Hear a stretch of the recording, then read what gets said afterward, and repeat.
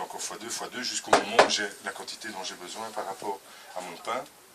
Et si tu comptes 1/5 de la farine et de l'eau que tu vas utiliser pour faire ton pain, avec ça, c'est sûr que tu es bon. Et x2, tu rajoutes Tu rajoutes à la main de l'eau et de la farine, tu retournes à nouveau. Et tu enlèves pas quand est-ce que tu enlèves? Non, tu enlèves quand tu veux garder, ça c'est une autre affaire, on en parlera demain. Mais juste pour dire que c'est vraiment pas la mer à boire de faire du levain, quoi. Ouais. Ça a l'air très compliqué, moi j'ai pendant des années, tout le monde croit que c'est super compliqué, en fait, voilà. Quand après, les quantités, il faut laisser reposer combien de temps après tous les jours tu vas faire ça. Et donc le truc c'est, ce qu'il faut faire attention aussi, ce à quoi il faut faire attention aussi, c'est de le laisser à un endroit où il fait à peu près 20 degrés, 15 ça ne va pas, 30 c'est pas bien. Mais à peu près 20, 18, 19, 20, 21, 20 roule. Et si possible, moi je mets un petit tissu maintenant au-dessus de ça.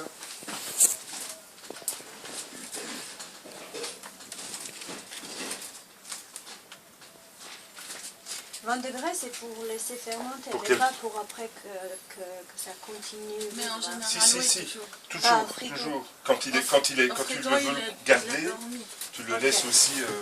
moi je fais bêtement ça, comme ça il y a encore un peu d'oxygène qui rentre, mais pas trop. Et j'essaie de le mettre à un endroit où il n'y a pas de courant d'air.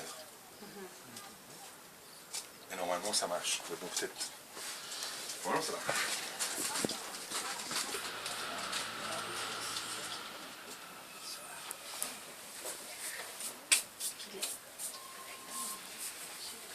Oui, maintenant, froment, enfin blé, c'est, comment dire, froment, c'est le blé. Quand tu dis blé, quand les gens disent blé, ils veulent dire froment, en fait. D'accord? Et donc après, tu as épeautre, tu as seigle, ça c'est des autres céréales. Mais le blé, bah, c'est le froment. Voilà, donc pour un pain de seigle, ce sera le levain de seigle qu'il faudra. Tu peux faire des levains avec... D'ailleurs, le levain avec de la farine de seigle, c'est encore mieux que la farine de froment, je trouve. Ouais. Mais ça, c'est des goûts aussi. Hein. Chez nous, on aime bien la farine de seigle. Mais ici, je sais aussi qu'ils font plein de pain au seigle aussi dans les montagnes là-bas.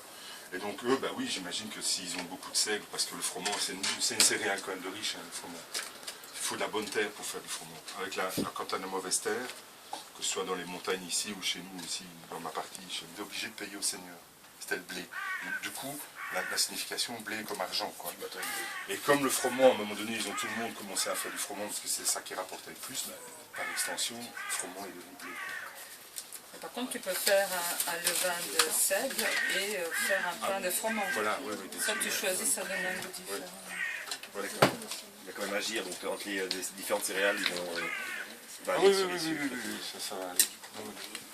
Ouais. On fait un petit levain, c'est-à-dire on dissout la levure avec la farine, et au lieu de tout de suite commencer le pain, on fait d'abord une sorte de petit levain, c'est-à-dire on laisse fermenter un tout petit peu la levure plus la farine, et donc ça fait un levain. Et ça coupe le goût de la levure, tu ne goûtes plus la levure après, c'est quand même chouette parce que ça goûte pas fait. Voilà. Levure fraîche du coup.